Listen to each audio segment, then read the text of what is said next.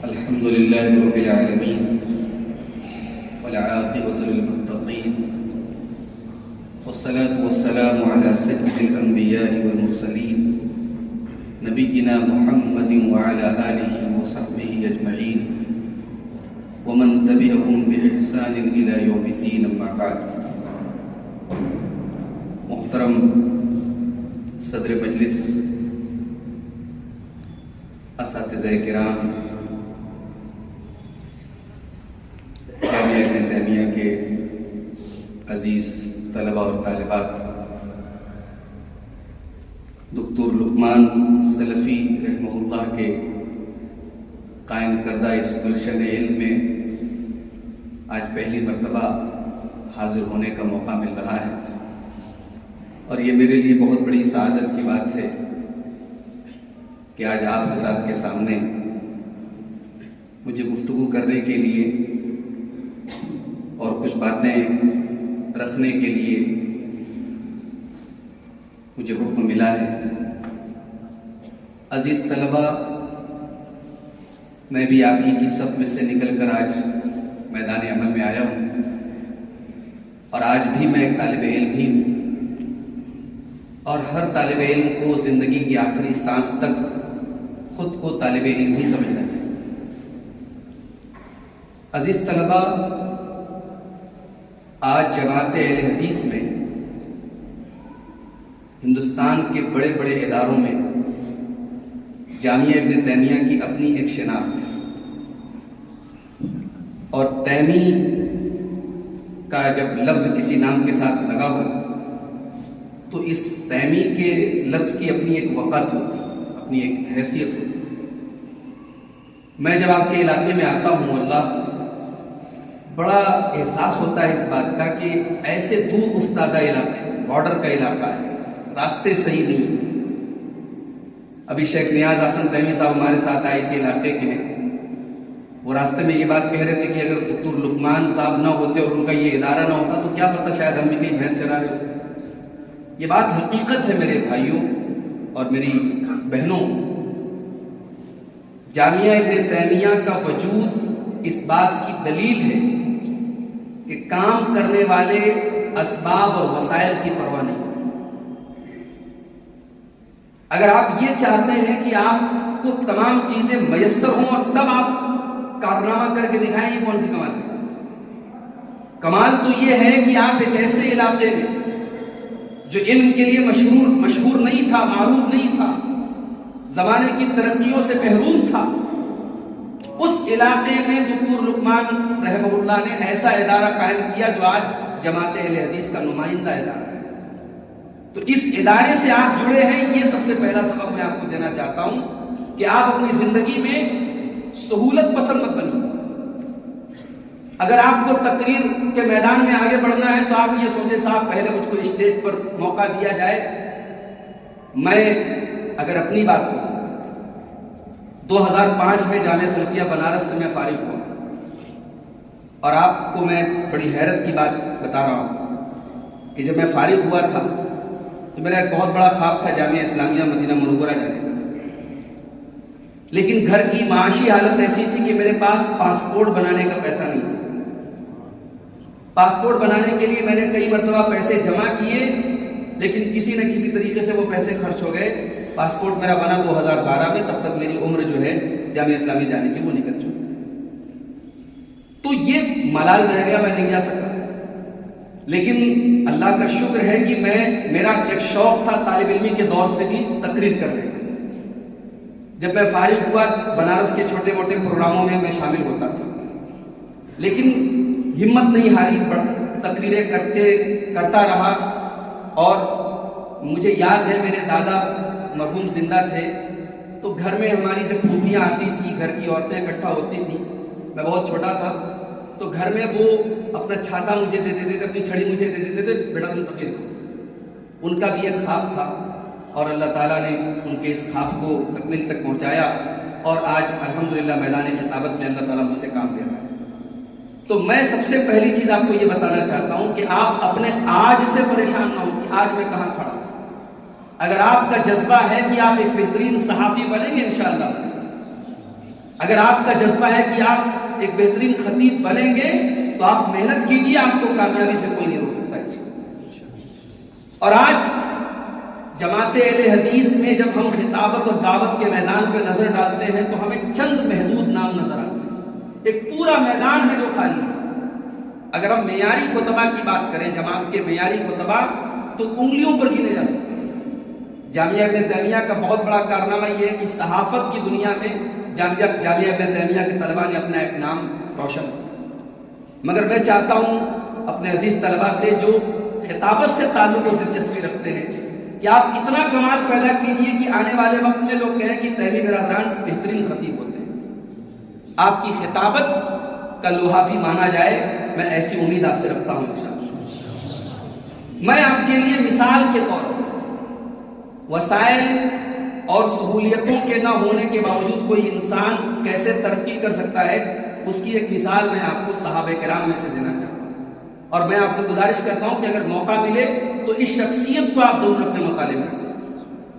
حضرت عبداللہ بن عباس رضی اللہ تعالیٰ عنہ، یہ اللہ کے رسول صلی اللہ علیہ وسلم کی وفات کے وقت محض 13 سال کے تھے، بہت کم عمر تھے، مگر انہوں نے اپنی محنت سے یہ اس لیول پر یہ گئے، اس معیار پر یہ گئے کہ حضرت عمر کہا کرتے تھے لقد علمت مما لا نعلم، اے ابن عباس آپ وہ جانتے جو ہم نہیں۔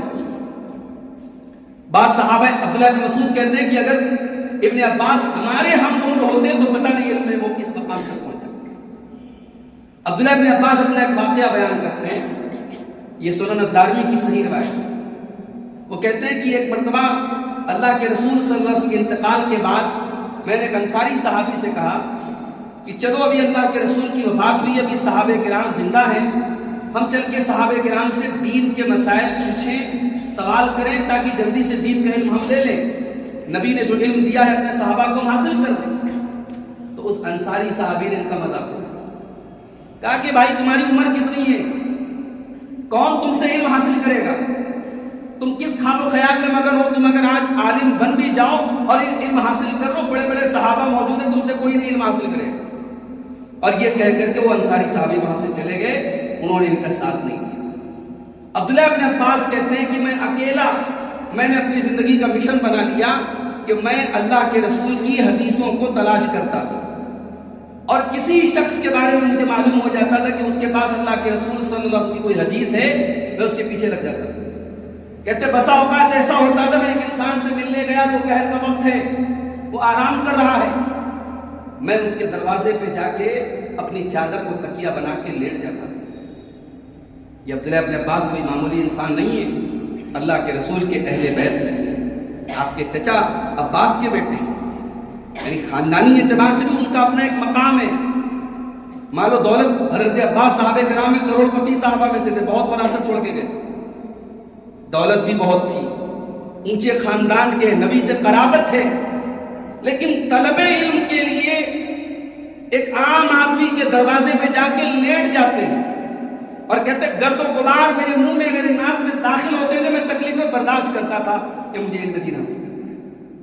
کہتے وہ انسان جب سو کے اٹھتا اور دروازہ کھولتا تو کہتے یبن عم رسول اللہ، اے اللہ کے رسول کے چچا کے بیٹے آپ مجھے پہلے بتا دیتے، میں باہر نکل جاتا اور پھر میں اس سے وہ حدیث سن کر کے تب میں وہاں سے کرتا۔ اور کہتے ہیں جب میں اس طریقے سے محنت کرتے کرتے جب میں نے احادیث رسول کو سیکھا تو ایک وہ دور آیا کہ وہ انصاری صحابی مجھ کو دیکھ کے کہنے لگے کان ھذا الفتى اعقل منی، یہ نوجوان مجھ سے زیادہ عقل مند تھا۔ یہ بہت بڑا اگزامپل ہے میرے عزیز طلباء اور طالبات سے بھی کہنا چاہتا ہوں۔ ابن عباس رضی اللہ تعالیٰ عنہما کی محنت آج ان کو حبر الامہ کہا جاتا ہے۔ قرآن کریم کی تفسیر جب بیان ہوتی ہے تو ہم تلاش کرتے ہیں کہ ابن عباس نے اس قرآن کی آیت کی تفسیر میں کیا کہا ہے۔ یہ اپنی محنت سے انہوں نے اس لیول تک اپنے آپ کو پہنچایا۔ عزیز طلباء، آپ جامعہ ابن تیمیہ میں پڑھتے ہیں، اساتذہ محنت سے آپ کو پڑھاتے ہیں، سلیبس بنانے والوں نے بڑی محنت سے بنایا ہے، مگر یہ کافی نہیں، اتنا کافی نہیں ہے۔ آپ کو علم میں اگر ترقی کرنا ہے آپ کو دو چیزیں چاہیے۔ ابن عباس سے کسی نے پوچھا تھا کہ آپ نے علم کیسے حاصل کیا، انہوں نے کہا دو چیزوں سے، بلسان سبول وقلب عقول۔ کہتے دو چیزوں کے ذریعے میں نے علم حاصل کیا، سوال کرنے والی زبان، سوال کیجیے آپ، جہاں آپ کو لگے کہ ہاں یہ چیز نہیں سمجھ میں آ رہی ہے، کنفیوژن ہے، آپ اپنے اساتذہ سے سوال کیجیے اور امید ہے کہ انشاءاللہ آپ کے اساتذہ آپ کو جواب دیں گے، اور اگر وہ جواب آپ کو نہ ملے تو تب تک اطمینان سے نہ بیٹھیے جب تک جواب نہ ملے۔ آج تو الحمدللہ انٹرنیٹ کا دور ہے، آج تو گوگل کا دور ہے، سرچ کرنے کی تمام سہولتیں موجود ہیں، اب آپ کو ہزاروں صفحات کی گردانی کرنے کی ضرورت بھی نہیں ہے، چند سیکنڈ میں آپ کے سرچ کا رزلٹ آپ کے سامنے آ گیا۔ تو پہلی چیز سوال کرنے والی زبان، اور دوسری چیز وَبِقَلْبٍ عَقُولٍ، بیدار مغز جو ہے، عقل اور دماغ اور دل اپنے پاس چاق و چوبند رہیے۔ آنے والے وقت میں ہماری اور آپ کی ذمہ داری بہت بڑھنے والی ہے، ایک بہت بڑا ارتداد کا فتنہ اور ارتداد کی لہر اس امت کے سامنے ہے۔ آنے والے دور میں مدارس کے فارغین کی ذمہ داری بہت بڑی ہے، اور آج جامعہ ابن تیمیہ کے فارغین کی ایک بڑی تعداد یونیورسٹیوں میں کام کر رہے، پروفیسر ہیں یا جرنلسٹ ہیں یا صحافی ہیں یا کسی بھی میدان میں سرکاری ٹیچر ہیں، مگر میں چاہتا ہوں کہ آپ میں سے ایک بڑی تعداد ایسی ہو جو منبر و محراب کا حق ادا کرے، جو دعوت و تبلیغ کے میدان میں کام کرے، امت کے مستقبل کو آج بہترین دعات اور مبلغین اور بہترین خطباء اور بہترین رہنماؤں کی ضرورت ہے۔ میرے بھائی، آج ملک کے حالات آپ کے سامنے ہیں، قرآن کریم کی آیت ہمیشہ اپنے پیش نظر رکھیے، وَمَا كَانَ رَبُّكَ لِيُهْلِكَ الْقُرَىٰ بِظُلْمٍ وَأَهْلُهَا مُصْلِحُونَ۔ جب تک امت کے اندر مصلحین موجود ہیں، اصلاح کرنے والے موجود ہیں، امت ہلاک نہیں ہوگی۔ اصلاح کرنے والے کون ہوں گے؟ وہ انجینئر علی مرزا جیسے جاہل لوگ ہوں گے، جب ہم اور آپ اپنے اس کام کو ترک کر دیں گے۔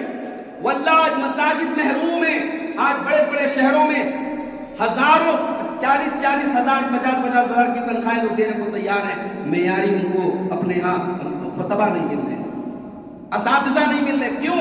فارغین کی بڑی تعداد اب یونیورسٹیوں کی طرف جا رہی ہے۔ ٹھیک ہے، اگر کسی کا رجحان ہے وہ یونیورسٹی کی طرف جا رہا ہے، جا سکتا ہے، بے شک جا سکتا ہے، مگر میرے بھائیوں، دکتور لقمان سلفی رحمہ اللہ نے یہ ادارہ اس لیے نہیں قائم کیا تھا کہ آپ یہاں سے پڑھ کے جو ہے کسی یونیورسٹی کے لیکچرر بنے۔ اصل مقصد ان اداروں کا، چاہے وہ جامعہ ابن تیمیہ ہو، چاہے وہ جامعہ سلفیہ ہو، یہ جتنے دینی ادارے ہمارے بزرگوں نے قائم کیے ہیں، ان کا اصل مقصد کیا تھا؟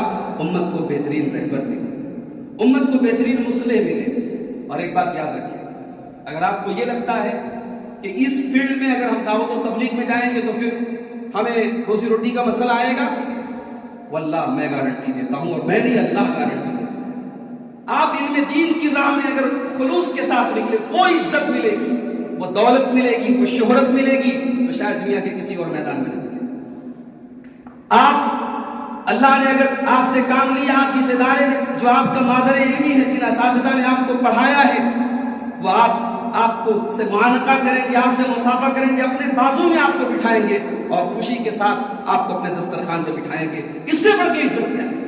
کسی یونیورسٹی کے پروفیسر بن بھی گئے اور آپ کسی IAS آفیسر بھی بن گئے تو میں سمجھتا ہوں اگر آپ ہزاروں لوگوں کے دلوں پر راج کر رہے ہیں، علماء کے دلوں پر اگر آپ راج کر رہے ہیں اور علمی مجلسوں میں اگر آپ کو بلایا جاتا ہے، تو اس سے بڑا شرف تو نہیں ہے میرے بھائی۔ اس لیے میری آپ سے گزارش ہے کہ اس میدان کو یہ بڑا خالی میدان نظر آ رہا ہے، یہ دعوت و تبلیغ کا میدان، یہ خطابت کا میدان، یہ امت کی قیادت کا میدان یہ خالی نظر آ رہا ہے، اور ہمارے فارغین کی بڑی تعداد میں دیکھتا ہوں بیزار ہے اس میدان سے۔ واللہ ایسا نہیں ہونا چاہیے۔ میرے نوجوانوں، آپ اس میدان کو پر کرنے کی کوشش کریں، میں آپ سے یہ توقع رکھتا ہوں، اور اپنی بہنوں سے کہنا چاہوں گا، اس ادارے کی طالبات سے کہنا چاہوں گا، اس امت کی خواتین، آج ہم سنتے ہیں، پڑھتے ہیں، فلاں جگہ پر عورتیں جو ہے مرتد ہو گئی، فلاں جگہوں پر عورتوں نے جو ہے غیر اللہ کے آگے سر جھکایا، غیر اللہ کی عبادت کی۔ اس قسم کی جب ہم خبریں سنتے ہیں ہمیں بڑا دلی رنج ہوتا ہے، ہمیں تکلیف ہوتی ہے، مگر یہ صرف تکلیف ظاہر کر دینا کافی نہیں۔ امت کی خواتین اور امت کی عورتوں کے اندر یہ دین بیزاری اور یہ ارتداد کی لہر، یہ کون روکے گا؟ میری عزیز طالبات، آپ روکیں گے۔ اس امت کا مستقبل آپ ہیں، آپ اس ادارے سے دین سیکھیں صرف اس لیے نہیں۔ آج بڑے افسوس کی بات ہے کہ آج لڑکیوں کو لوگ دینی تعلیم دلاتے ہیں بس اس لیے تاکہ جب رشتہ کرے تو کہہ سکے ہاں ابن تیمیہ سے فارغ، فلاں جگہ سے فارغ۔ کیا آپ کی ڈگری کی اور آپ کے علم کی بس اتنی ویلیو ہے کہ رشتے کے وقت اس کو ظاہر کیا جائے؟ نہیں، آپ کے علم کا استعمال ہونا چاہیے۔ آج عورتوں میں دنیا بھر کی دین کے متعلق جو خرابیاں ہیں ان کو کون دور کرے گا؟ یہ جو دنیا بھر کی فضول رسم و رواج نے آج سماج کا بیڑا غرق کیا ہے اور جنہیں عورتوں کا زیادہ رول ہے، ان کو آپ دور کریں گے۔ تو میری بہنوں، آپ اپنے رول کو سمجھیں۔ اور مجھے حضرت عائشہ کا وہ قول یاد آتا ہے۔ حضرت عائشہ کہا کرتی تھی، نعم النساء نساء الانصار لا يمنعهن الحیاء ان يتفقهن فی الدین۔ حضرت عائشہ کہتی تھی کہ انصار کی عورتیں اس معاملے میں بہت بہترین ہوتی ہیں، وہ دین سیکھنے کے معاملے میں شرماتی نہیں، دین سیکھنے کے معاملے میں بہت فارورڈ ہوتی ہیں۔ آپ ایک ادارے، ایک دینی ادارے میں پڑھ رہی ہیں، جماعت کے نمائندہ ادارے میں پڑھ رہی ہیں، آپ کی پہچان یہ ہو کہ آپ کے ذریعے اللہ تعالیٰ دین کا کام دے رہا ہے۔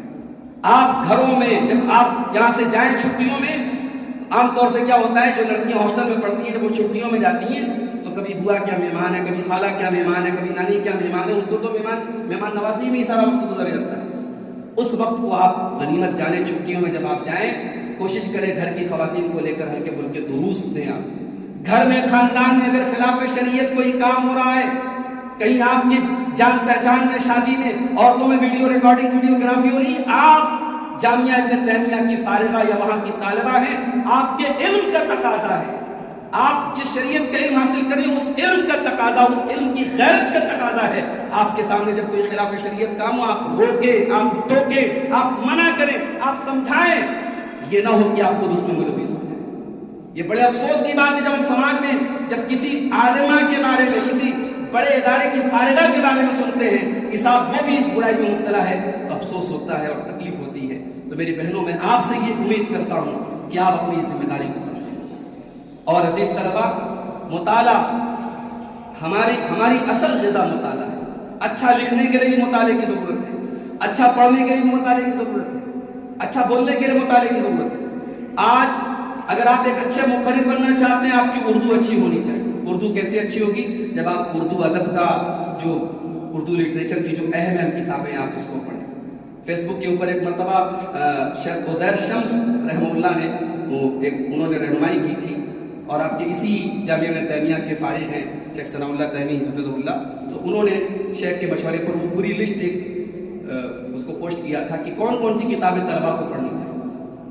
آپ اپنی اردو اچھی کرنے کے لیے ادب کی جو امہات کتب ہیں ان کو پڑھیے آپ، اور آپ اگر شریعت کے لٹریچر کا مطالعہ کرنا چاہتے ہیں تو آپ کی نحو اور سرد بہت اچھی ہونی چاہیے، عربی قواعد پر آپ کی اچھی نظر ہونی چاہیے، اس لیے کہ اگر آپ کو عربی قواعد نہیں آتے تو آپ عربی کتابیں نہیں پڑھ سکتے۔ تو آپ کوشش کریں، آج سعودی عرب کے جو جامعات ہیں وہاں کا پیٹرن یہ ہے کہ وہاں ہر فن کے کچھ متون ہیں، مختصر متون ہیں، طلباء کو یاد کرایا جاتا ہے۔ متن یاد ہے، مختصر متن ہے یاد ہے بچوں کو، تو آگے بہت اس سے مدد ملتی ہے۔ کوشش کریں آپ انٹرنیٹ سے ڈاؤن لوڈ کر لیں، چھوٹے چھوٹے جو متون ہیں ان کو یاد کر لیں۔ اور آپ اگر آپ کی عربی اچھی ہے تو جو عالم عرب کے سلفی علماء میں سے جو اکابر علماء ہیں، جو بڑے علماء ہیں، ان کی تقریر میں آج الحمدللہ یوٹیوب موجود ہے اور انٹرنیٹ پر بہت سارے وسائل موجود ہیں، آپ ان عربی علماء کی تقاریر کو بھی سنیں، تو ان سے آپ کو بہت سارے دیکھیے نصوص وہی ہیں، قرآن وہی، احادیث وہی ہیں، اصل جو فرق ہے وہ استدلال کا ہے، استنباط کا ہے۔ جب آپ بڑے بڑے علماء کو سنیں گے تو آپ استنباط سیکھیں گے، تو آپ ان اکابر علماء کو پڑھیے بھی، ان کو سنیے بھی، اس سے انشاءاللہ آپ کے جو ہے ذہن کو بھی وسعت ملے گی، آپ کے علم کو جلا ملے گی۔ میں دعا کرتا ہوں اللہ رب العالمین سے، رب العالمین آپ سب کے علم میں برکت عطا فرمائے، آپ کے علمی سفر میں اللہ تعالیٰ ہر موڑ پر آپ کو ترقی اور کامیابی عطا فرمائے۔ آخر میں جاتے جاتے میں اللہ کے رسول صلی اللہ علیہ وسلم کی وہ حدیث آپ کو سنا کے بعد ختم کرتا ہوں۔ آپ نے فرمایا انما العلم بالتعلم، علم سیکھنے سے پیدا ہوتا ہے، کوئی بچہ ماں کے پیٹ سے عالم پیدا نہیں ہوتا۔ اللہ نے قرآن میں فرمایا لا تعلمون شیئا واللہ اخرجکم من بطون امہاتکم لا تعلمون شیئا، اللہ نے تمہاری ماں کے پیٹ سے تمہیں نکالا، تم کچھ نہیں جانتے۔ تو علم جو ہے یہ کسبی چیز ہے، یہ وہاں بھی نہیں ہے کہ آپ لے کے پیدا ہوئے، آپ اپنے محنت سے، اپنے اسٹرگل سے، اپنی کوشش سے اس معیار پر پہنچیے کہ کل آپ کی ایک جو ہے نمایاں پہچان ہو، اور ہزاروں ہزاروں کے بیچ میں آپ کا ایک الگ نام اور آپ کا ایک الگ مقام ہو۔ یہ آپ محنت کے بل پہ انشاءاللہ عزیز طلبہ حاصل کر سکتے ہیں۔ دعا کیجیے اللہ تعالیٰ اس حدیث پر ہم سب کو عمل کرنے کی توفیق عطا فرمائے، اللہ ہمیں ریاکاری اور خود نمائی کے جو ہے فتنوں سے محفوظ رکھے۔ اللہ رب العالمین ادب اور اساتذہ کا جو ادب ہے، تواضع ہے، اس کو ہمیشہ اپنے سامنے رکھے۔ عبداللہ ابن عباس کی زندگی میں بھی یہ سبق بھی ملتا ہے۔ اللہ کے رسول صلی اللہ علیہ وسلم نماز پڑھ رہے ہیں، اور عبداللہ ابن عباس پیچھے پڑ رہے تھے. اللہ کے رسول صلی اللہ علیہ وسلم نے عبداللہ ابن عباس کو پکڑ کے اپنے بازو میں کر دیا, اپنے ساتھ کر دیا. تو ابن عباس پھر پیچھے چلے گئے. جب اللہ کے رسول نے سلام پھیرا تو آپ نے کہا کہ میں نے جب تم کو اپنے برابر کیا تو تم پیچھے کیوں چلے گئے؟ تو ابن عباس نے کیا جواب دیا؟ کہا کہ آپ اللہ کے رسول ہیں اور میں آپ کے برابر میں کھڑا ہو کے نماز پڑھوں یہ مجھے مناسب نہیں تھا. حالانکہ وہاں اللہ کے رسول کے حکم کا تقاضا یہ تھا کہ وہ برابر میں کھڑے ہو جاتے, مگر انہوں نے ادب کے تقاضے کو مقدم رکھا. آج بڑے افسوس کی بات ہے کہ کہیں کہیں علم تو بہت ہے لیکن کمی ہے ادب کی, کمی ہے سلیقے کی, کمی ہے تواضع کی. تو آپ کی پہچان آپ کے علم کے ساتھ آپ کے ادب سے بھی ہوتی ہے. ہمیشہ اپنے اندر وہ جو ایک اسلامی ادب ہے, ایک جو طالب علمی کے جو اوصاف ہیں وہ ہمیشہ اپنے اندر رکھیے. اللہ تعالیٰ ہمیں اس پر بھی عمل کرنے کی توفیق عطا فرمائے. آمین. و آخر دعوانا